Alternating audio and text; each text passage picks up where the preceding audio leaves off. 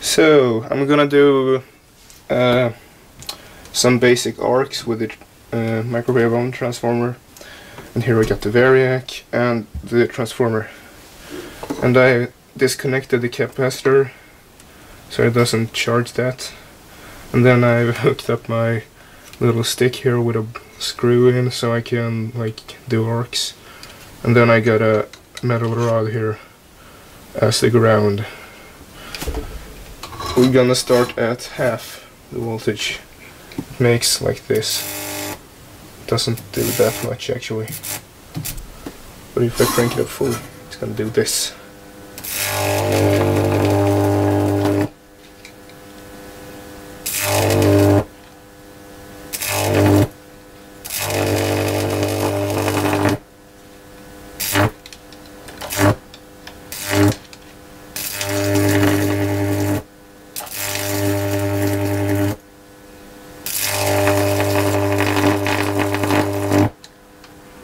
It's pretty much current actually.